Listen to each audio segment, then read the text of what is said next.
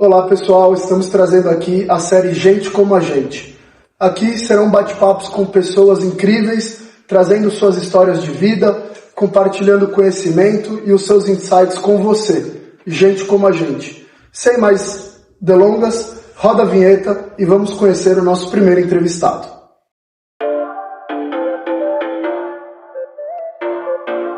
Boa noite, hoje estamos aqui com Lucas Coutinho, um grande amigo, parceiro de vida, que vai compartilhar um pouco as suas histórias e o seu conhecimento ao longo de toda a sua trajetória. Boa noite, Lucas. Boa noite, Thiago. Obrigado pelo convite. É um prazer aqui bater um papo com vocês. Não uma grande história, mas essa pequena história e dividir um pouco o que eu aprendi. Mas com certeza vai trazer muitos insights e muito conteúdo.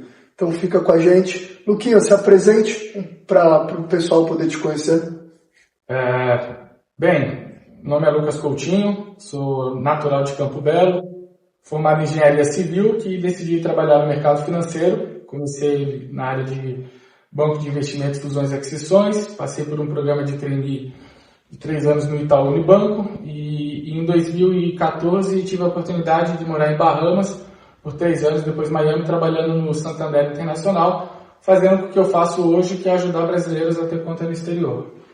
Legal, então toda a tua trajetória, pelo pouco que você compartilhou, você trabalhou na área financeira, é isso? Com exceção dos 5 primeiros anos da faculdade, né, que eu acho que foi uma área de engenharia civil, né, mas mesmo assim acho que os aprendizados da engenharia, né, que é acho que resolver problema todo dia, ajudam até hoje no dia a dia. Legal. E você disse agora que é o que você faz até hoje, ajuda brasileiros a investirem no exterior. Conta um pouco o que você faz e como que você ajuda os brasileiros a fazer isso. Bom, desde 2014 eu fui trabalhar numa área internacional e lá a gente ajudava os brasileiros, né, a guardar parte do seu patrimônio em dólar. E isso é uma tradição da América, não só na América Latina, mas como um todo, né, por isso a Suíça hoje é um polo, né, para guardar dinheiro. E muitas pessoas, né, a gente já, se você olhar a história recente do país, a gente é um país que já saiu de uma ditadura, depois a gente teve o bloqueio do Collor, e desses países latino-americanos com essas ondas de crises, né, eles acabam tendo que guardar um dinheiro lá fora. E, bom, ajudei nessa função, e em 2019 eu decidi abrir meu próprio escritório.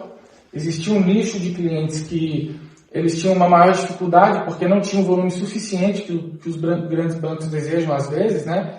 E você tem, às vezes, plataformas que são mais baratas, que também tem um nível de serviço adequado, talvez para aquele cliente que não tenha um volume de 10, 20 milhões de dólares, né? E, então a gente se propôs a montar esse escritório, né, fazer mais ou menos um pouco a função que eu fazia dentro do banco. A diferença é que hoje, né, eu deixo de ter um chefe e a gente vira quase um autônomo. Vamos falar, eu tenho um white label, né, que a gente usa a expressão é você usar a estrutura de alguém, e coloco a minha empresa, né, e ajudo o cliente nesse sentido. Legal. Então você adquiriu muito conhecimento no mercado, pela sua trajetória, por onde você passou, viu uma necessidade e aí você abriu a sua empresa. E como é que foi essa transição? Quando que caiu a ficha e falou, pô, tá na hora de eu abrir a minha empresa e migrar para o empreendedorismo? Quando eu saí da faculdade, eu queria abrir uma própria empresa. E conversando com um amigo do meu pai, ele falou, olha, Lucas, você está se formando em engenharia, não sabe muita coisa, uma das coisas que eu aprendi é você trabalhar durante um tempo para alguém, depois você montar seu próprio negócio. E por coincidência, eu teria um programa de trainee, falaram para mim, não, você não pode perder essa oportunidade. Então, como você postergou um sonho, né? E fiz isso, depois quando entrei em Bahamas, quando eu queria montar um outro negócio, uma vez também ganhei uma oportunidade de trabalhar fora do país, eu falei, poxa, seria oportuno, né? Naquela época, a Dilma fazendo muita besteira e falaram, olha, talvez trabalhar nesse negócio que você vai trabalhar é um bom negócio. E, né, o pessoal ficou muito receio do país, né? Tanto que a gente teve a crise de 2015. E mudei para fora. E depois de 5 anos trabalhando, né, eu vi que existia uma oportunidade, um nicho que esse mesmo amigo do meu pai falou uma vez para mim, falou, olha, dentro de qualquer setor que você trabalha, existe um universo ali. Então existe o universo da academia, como o da sua esposa da Giza, mas existe outro universo que gira em volta daquilo. Às vezes você não precisa ter o seu dono da academia, mas você pode prestar serviços para as academias, né? Então, como universos rodando perto daquele universo maior. E quando eu vi que eu tinha experiência, que eu acho que eu até então não tinha guardado dinheiro, não tinha dinheiro, né? E tive a oportunidade, eu falei, poxa, eu tinha 30 anos, eu falei, acho que a chance é agora, né? Uma vez um cliente falou, não tem um passarinho para cuidar. Eu falei, eu também não. Então, se der tudo errado, foda-se. Que seja agora. Que seja agora. Porque depois, imagina, você tá casada, com um filho, eu acho que eu estava falando um dia, né, com uma pessoa, acho que eu não teria coragem. Mas, então, quando eu vi essa oportunidade, eu falei, cara, é agora. E me programei, acho que planejei durante 6 meses, 9 meses, assim, amadurecendo a ideia, fui conversando, entendendo como é que era e me arrisquei. Legal. Uma coisa que você falou que me chamou muito a atenção, você já tinha um desejo de empreender, né? E ali você não empreendeu para trabalhar para alguém, sim, mas pelo que você falou fez todo sentido, porque você adquiriu muito conhecimento, né? Você foi para fora trabalhando, ou seja, te deu uma bagagem muito grande e você conheceu um outro mundo com o dinheiro dos outros, que é muito melhor do que você tentar com o seu próprio dinheiro, né? O que você acha? Eu tenho, por coincidência, nesse inteirinho, eu fiz um curso uma vez em Babson, né? E o professor uma vez falou exatamente isso. Foi uma das coisas que eu acho que me motivou a manter, a trabalhar para os outros. Ele falou 2 coisas. Ele falou, a primeira coisa, as grandes empresas, elas que podem errar. Elas têm dinheiro para errar. A gente, quando a gente está com 23, 24 anos, a gente não tem dinheiro. Então, o conceito é erra com o dinheiro dos outros. Né? E outra coisa, eles vão te investir em capital humano, tal, eles, né, vai te treinar. E ele percebeu que existe um gráfico que falava o seguinte: quanto mais tempo o cara trabalhou numa empresa, maior chance ele tem de ser um empreendedor. Então eles criaram um indicador que o cara tinha que ter 10 funcionários, até um nível de faturamento e tal, e eles perceberam que quem trabalhava entre 10 e 15 anos com uma grande empresa acabava montando uma empresa depois melhor. Por exemplo, a história do cara da Dell, a história do cara do McDonald's, né, que com 60 anos, sei lá, foi montar o McDonald's. E isso me marcou. E aí quando eu falei, com 30 anos, né, eu falei, poxa, acho que agora eu ia completar 31, eu falei, agora é a hora. Legal. E você, com 31 anos, torna-se empreendedor, trazendo todo o conhecimento e bagagem de finanças para o teu próprio negócio. Sim. Mas a gente sabe também que no empreendedorismo, não é só ser um especialista em uma área, você precisa de outras áreas. Né? Você precisa do marketing, você precisa das vendas, você precisa buscar o cliente. Como que foi essa transição e que habilidades que você precisou adquirir para poder empreender? Essa acho que foi um bom desafio, né? Porque, igual eu falei, quando você está dentro às vezes, de uma instituição muito grande, você é responsável só por um quadradinho. Porque ela tem muitas pessoas e você acaba não tendo uma visão do todo. Né? Você fica muito especialista na sua área. Você vira um grande comercial, você vira um grande desenvolvedor, você vira um bom cara de produto, mas às vezes o produto não tem muito comercial, etc. E acho que isso foi uma coisa um pouco nova para mim, de olhar outras coisas que eu não tinha que olhar talvez com tanto carinho. Por exemplo, olhar finanças, olhar marketing, né, tipo, desenvolver um site, pensar no logo, algumas burocracias, né, de falar com contador, advogado, né, ter um maior, por exemplo, a gente por ser trabalhar com uma instituição financeira é um produto delicado, que é guardar o dinheiro dos outros, a gente tem que ter compliance. Entendeu? Então eu, por exemplo, dentro do banco, eu só seguia as regras dentro do compliance. Agora eu tenho que fazer muitas vezes uma parte do compliance, né? Então adotar os procedimentos, revisar, dar uma olhada nisso e ao mesmo tempo tenho que vender. Luquiano, você falou de compliance. Explica pra gente o que é compliance. Então, Thiago, compliance, vamos falar, dentro de uma empresa que tem vários departamentos, financeiro, marketing e tal, e compliance, vamos falar, é a área que é responsável por ver se a empresa está seguindo todas as conformidades. Geralmente na indústria financeira é muito comum, porque a gente trabalha com um tema muito sensível que é o tema financeiro, né? Mas, de certa forma, todas as empresas têm, por exemplo, uma academia. Você tem que fazer um checklist antes do cliente começar a malhar, porque ele pode ter um ataque do coração. Né? Então, isso é ter um compliance, alguém que tenha um procedimento para fazer essa avaliação, etc. Então, dentro de um banco, por exemplo, se eu tenho um cliente que ele é mais velho, eu não posso fazer para ele uma carteira agressiva, porque, vamos falar, está fora do seu perfil. Então, o compliance é a área que vai ver que cria um procedimento e depois fiscaliza, né? Então, mas voltando à sua pergunta, então assim, a partir do momento que eu tive que ter outras áreas, começar a fazer mais gestão de pessoa e atividades que eu não fazia antes, eu sinto que é o seguinte, é igual a gente entra no jiu-jitsu, a gente começa com faixa branca, né? E depois você vai aprendendo algumas coisas, né? Desde marketing, desde da contabilidade, então você vai evoluindo de faixa, né? E isso é um processo, eu percebi que assim, eu achei que eu conseguia fazer isso mais rápido, mas é um processo que às vezes você não vira faixa branca, preta em um ano. E, então, eu estava explicando igual o jiu-jitsu, né? Então você não consegue sair de uma faixa branca para uma faixa preta em um ano, você precisa de um tempo.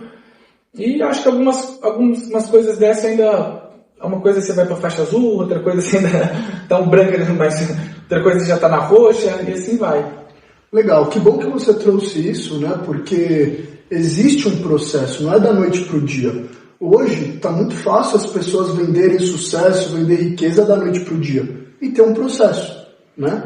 Dentro disso, Lucas, você consegue pontuar algumas coisas que aconteceram no meio do caminho que foram experiências que não foram sucessos, ou seja, alguns fracassos ou tropeços que você aprendeu para compartilhar aqui com o pessoal?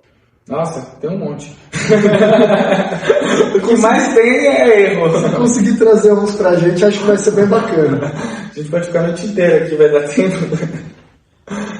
Mas brincadeira, tem. Eu acho que, poxa, posso citar vários. Vamos lá, um exemplo, por exemplo, investimento em tecnologia. Quando eu comecei, eu achei que eu tinha que fazer um produto super bom, eu já fui atrás, por exemplo, de uma das maiores empresas de CRM do mundo, e quando veio, um dia eu olhei para trás e falei, poxa, eu estou gastando um baita dinheiro. E recentemente eu migrei para uma outra plataforma dessas... mais convencionais, né? Assim, que não tem todas as ferramentas que eu precisava, sabe? E tem trabalhado e, eu estou economizando uma baita grana, ou seja, perdi durante 2 anos um bom dinheiro. Eu errei no tema de pessoas, de contratar, depois a gente vai aprendendo o tema do pricing, então que margem, né? Então quando você começa um negócio, você começa a dar uma aula, que seja, o curso, com que preço que você começa? É muito difícil. Então às vezes, e a gente empreendedor faz uma conta, uma vez o cara falou, a conta é assim, é boca de jacaré, o custo sobe, a receita é metade. E, então os custos ficam um pouco maior que você imagina, você acha que você consegue fazer mais receita mais rápido e não consegue. Então uma série de coisas assim que depois você vai ajustando e vai melhorando, mas tem muitos erros assim que a gente erra, né? E você falou uma palavra durante esse bate-papo que foi coragem. Eu acredito que tem que ter coragem para fazer essa transição, né? Você tem que ter o conhecimento, mas ao mesmo tempo a coragem ela tem que vir atrelada, porque com conhecimento e com medo, algo que te paralisa, eu acredito que você não teria conquistado, ou melhor, né, construindo nem metade do que você construiu. Sim, eu acho que sim. Eu acho que tem uma coisa que fala que é o seguinte, é o frio na barriga. Cara, tem gente que gosta de sentir frio na barriga. Fala, por que o cara pula de paraquedas? Ele gosta dessa aventura. Né? E tem cara que tem medo de andar de bicicleta, porque pode cair. Então eu acho que nem todo mundo, né? Eu acho que tem esse perfil, tem gente que prefere uma vida mais ordenada e outras pessoas um pouco mais... Acho que quando a gente empreende traz um pouco mais... A gente fala volatilidade, né? Mudanças, né? Não é tão um pouco para cima, tem dias bons e tem dias ruins. E acho que eu sempre tive isso e de fato, assim, acho que tem que ter um pouco, assim, porque não é fácil, assim, você se lançar num desafio, às vezes sozinho, e, né, sem ajuda de ninguém, sem alguém para perguntar, sem como que começa. E cá entre nós, sem as câmeras, já pensou desistir alguma vez? Olha, eu vou te falar que eu não lembro, mas assim, eu estava contando para um colega, né, que eu tenho uma regra que é o seguinte, todo dia que eu levo muito não, no outro dia eu acordo mais nervoso ainda para... Então, os dias que eu acordava, que eu ia dormir triste, assim, porque alguma coisa não tinha acontecido, né, ou, por exemplo, o cliente que a gente achou que ia fechar, ou um cliente fecha a conta, cara, o outro dia eu acordava mais bravo e falava, porra, hoje eu vou ligar para mais cliente e vou tentar recuperar isso. E eu acho que é isso, esse tema eu acho que nem só coragem, é resiliência, cara. Eu acho que isso não é coragem, eu acho que isso é você ser resiliente de estar fracassando muitas vezes e e falar, poxa, acho que uma hora eu vou acertar. Sim, se mantém de pé, mesmo quando parece que as coisas não estão acontecendo. Ah, não é se manter, você cai, só tem que levantar. Se ele se manter, você cai. Você cai e machuca, e sente dor. E é triste, você fica triste, porque você fala, vou ligar para 100 clientes e 10 vão abrir conta. Não, você ligou para 100 clientes e 2 abriu conta. Você fica triste, você fala, poxa, não foi o que eu esperava, tal. Aí você fala, não, tá bom, agora eu vou arrumar mais 200 nomes e vou ligar para 200 nomes, que eu preciso de 4.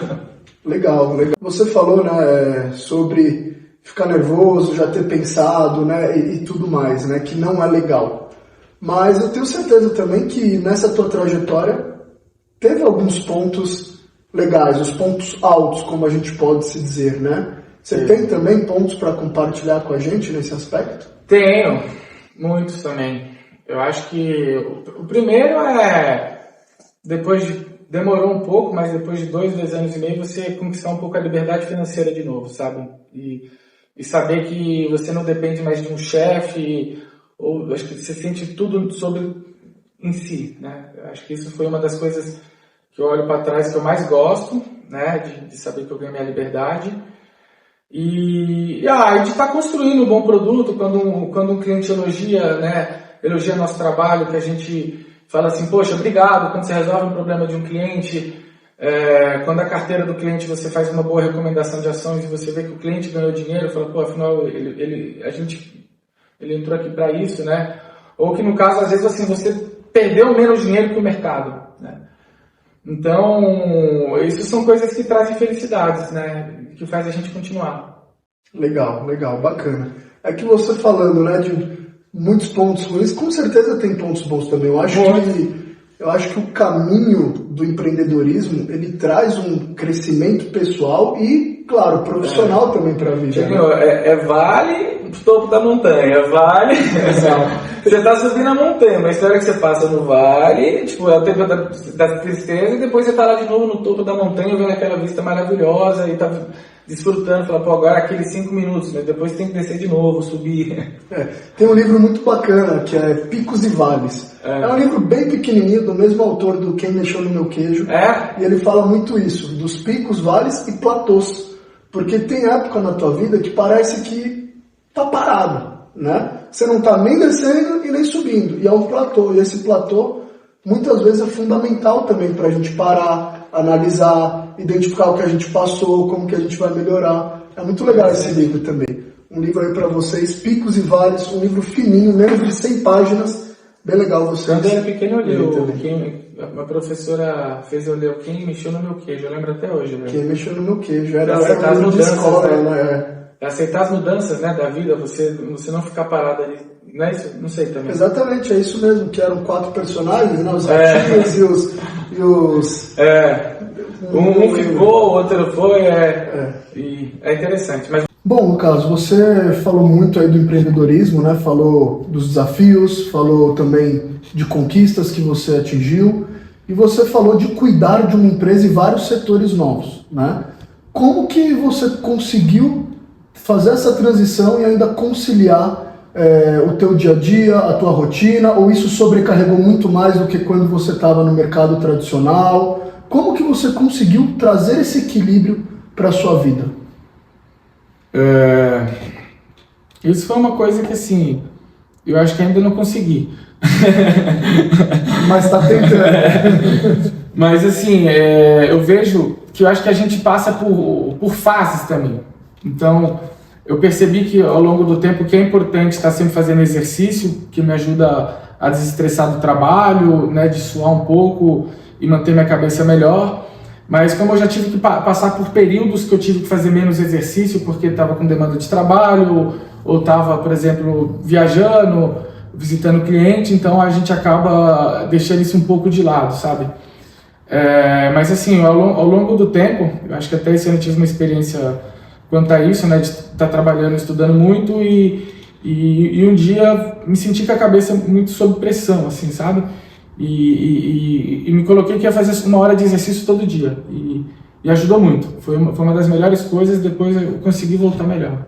Legal, eu concordo muito com isso que você falou, eu acho que buscar esse equilíbrio, né, entre o trabalho e também a atividade física ajuda muito no nosso dia a dia, né? Ajuda a gente descarregar a pressão, ajuda a gente voltar com mais energia para aquilo que a gente está fazendo.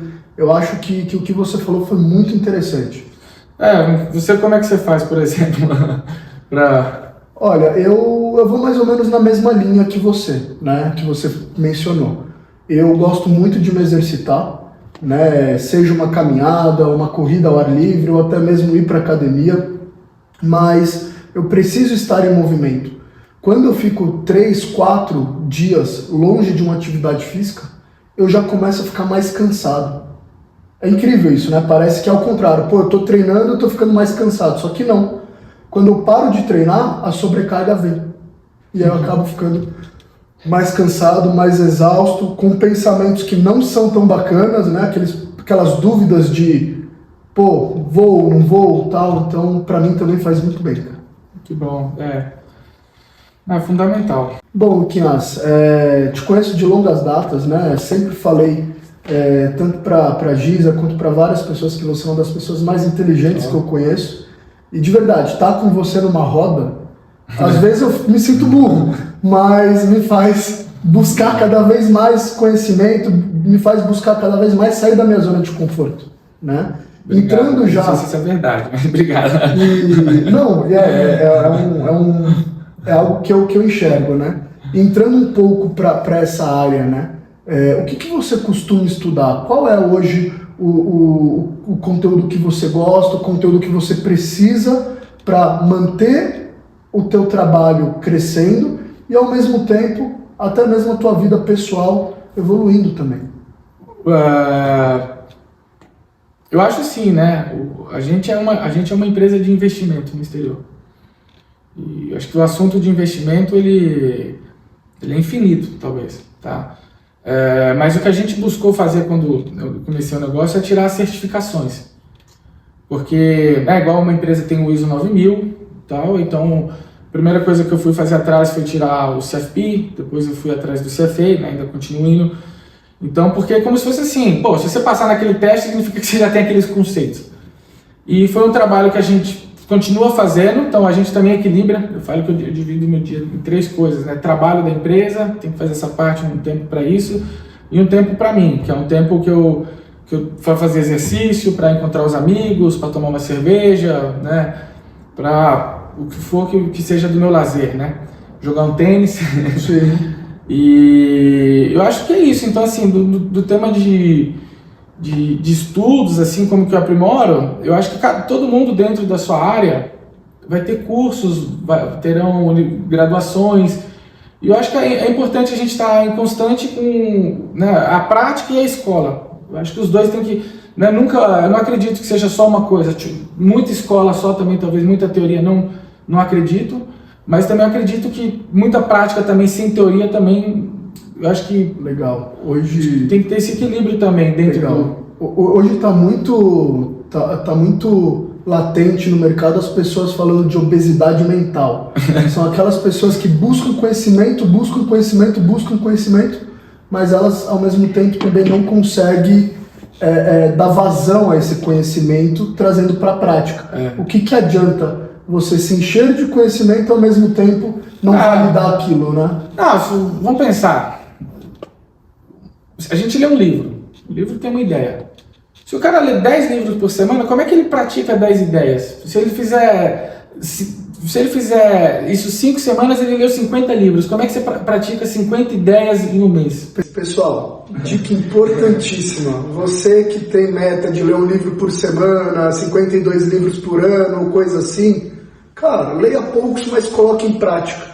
Não adianta você encher a cachola e ao mesmo tempo não pegar o âmago, né, o conceito daquele livro e pôr no teu dia a dia.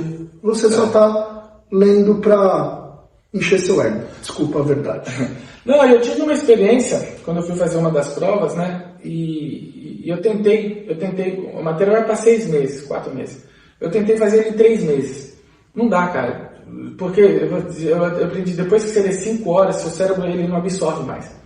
Então, se você lê 7 horas, você não leu 7 horas. Então, Depois eu fui ver que tinha conteúdo que eu tinha lido, mas falei, pô, nem lembro que eu li isso. Por quê? Você vai ler 11 horas da noite, cansado, depois de ter lido 4 horas. Pô, seu cérebro não absorve. Então eu aprendi também que tem que colocar o tempo adequado e um volume correto também, porque senão transborda. Entendeu? O conhecimento ele transborda, igual você falou, a obesidade, né? Sim. Vira excesso. Sim, vira excesso. Ele só vira trabalho e não rende. É o famoso excesso sem vazão, né? Você se enche, mas ao mesmo tempo você não aplica, né? Eu tenho uma filosofia de vida, né? Que o caminho do sucesso é o caminho da aprendizagem contínua. Aquela pessoa que concluiu uma faculdade, finalizou um curso e parou de estudar, na minha opinião, ela está fadada à mediocridade. Porque dentro de uma área você tem muitas possibilidades e leques e você tem que estar se renovando, né? Sim, eu acho também. Eu acho que... Não é que vão falar que está fadado, porque verdade que eu visito muitos clientes que talvez não leiam um livro por ano, mas são super trabalhadores, super na prática, ganham muito dinheiro. E eu mesmo não ganho metade do dinheiro deles, né? Tem astúcia. Mas assim... Também eu acredito também que o conhecimento, né? O conhecimento ele é libertador. Eu acredito que para a gente é fundamental, sabe? Mesmo uma pessoa lê a Bíblia, lê alguma coisa e aprende com alguma coisa, porque acho que isso faz a gente evoluir. Legal. Tem um ponto que eu queria trazer aqui, Lucas, para até as pessoas te conhecerem um pouco mais, né? Você é um jovem, 30 e poucos anos, aí, né, batalhando, e você é um jovem que também tem um lado liberal, né? Um lado liberalista. Você participa do IFL, né? Conta um pouco dessa experiência. O que é o IFL, que é algo muito importante para você, né? Onde você se encontrou ali num caminho, e o que é o liberalismo, o que ele vem trazendo para a tua vida como experiência? Olha, eu até estudando economia, comecei a estudar, você começa a ter contato com a escola liberal por meio de Milton Friedman, né, da escola de Chicago. Então, lendo algumas leituras sobre ele e tal, que são alguns princípios da ideia.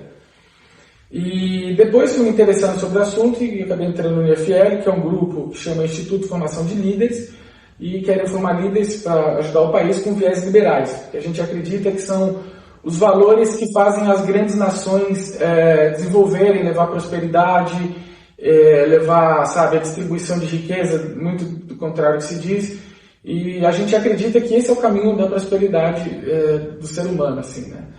Então, e as ideias liberais, olha só, eu vou te falar que assim, já li muitas coisas, mas não sou, né, o grande mestre, mas alguns conceitos, né, o respeito ao indivíduo, o respeito às leis. A gente acredita que o mercado por si é um grande solucionador de problema. Muitas vezes o governo tenta intervir em lugares e ele acaba criando mais problemas. E a gente acredita que o livre mercado, o ser humano, ele nasce livre. Então, poxa, por que você mora no estado e um governo te obriga a trabalhar de pintor? Não, ninguém é obrigado a trabalhar. Você tem direito a trabalhar o que você quiser. E por que você tem que permitir para um governo para você pintar a sua casa de vermelho? Pô, a casa é sua. Né? E etc. Eu acho que, mas isso muito genérico, eu tô falando aqui. Claro. Mas então eu acho que assim, dentro do mercado financeiro que eu aprendi, por exemplo, as economias, quando você libera investimento, né, investimento exterior, isso traz prosperidade. Então as pessoas têm uma falsa, eu acho que até uma ignorância de quando vê, quando a bolsa cai é só quem tem dinheiro. Não. O governo é dono da Petrobras. Quando as ações da Petrobras caem, o Brasil inteiro ficou mais pobre. E as pessoas têm que entender que é o seguinte, a Petrobras compra coisas não é só com dinheiro, ele compra coisas com ação. Ou seja, quanto mais valorizada é a ação da Petrobras, mais a Petrobras consegue investir, mais ela traz prosperidade, mais ela gera lucro, e esse lucro pode ser revertido para a própria população. Então, são ideias dessas. Então, por exemplo, o controle de preços nunca deu certo, sabe? Vou controlar. Isso na prática gera inflação, gera, né, falta de abastecimento. Então, acho que as ideias liberais, a gente acredita que essas ideias são os que trazem a prosperidade. E a partir daí comecei a ler mais, me interessar, né, por meio desse grupo, e tenho aprendido, né? Também não estou numa evolução, não sou um faixa preta não, sou um faixa azul. E que bom, né? Que bom que você está nessa evolução, né? Eu acredito que a evolução, ela é inerente ao ser humano. Todo tem que estar em evolução, né? E o ser humano que não está em evolução... Acabou aí?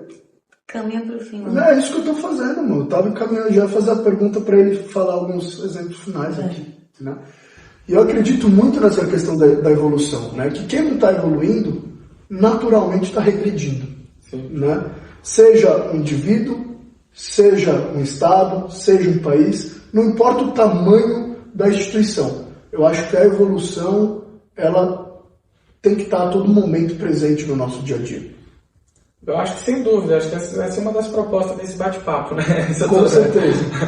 Com você está entendendo muito bem. Luquinhas, pô, foi incrível ter você aqui com a gente. Com certeza gerou muito conteúdo, muito insight para quem nos assiste. E eu queria dar o espaço para você deixar uma mensagem para quem está nos assistindo, para eles poderem compartilhar, para uma mensagem que de fato a pessoa possa usar na vida dela. Bom, um prazer poder dividir alguma coisa da minha vida, né, com vocês, e espero que, né, as coisas boas possam ser tiradas, né, do que a gente falou aqui e colocado em prática. E acho que a gente, como um todo, ajudar a fazer um país melhor, fazer todo mundo crescer, porque acho que esse é o caminho. Quando todo mundo cresce junto é mais fácil, né? E acho que se todo mundo ajudar, a gente vai longe. Legal. Pessoal, não queria dar um spoiler, mas daqui uns 14 anos, prepara que tem gente vindo para a presidência do país aí, viu? Prepara que vai ter gente vindo para a presidência do país, hein? Muito obrigado pela sua participação. Obrigado a vocês. E você, que acompanhou esse bate-papo incrível, teve a oportunidade de conhecer mais uns Gente Como a Gente e aprendeu e se motivou com essa conversa? Ajude outras pessoas, curta, compartilhe e faça algo muito importante para nós. Interaja com a gente nos comentários. E se prepare, você pode ser o próximo entrevistado. Afinal, você é gente como a gente.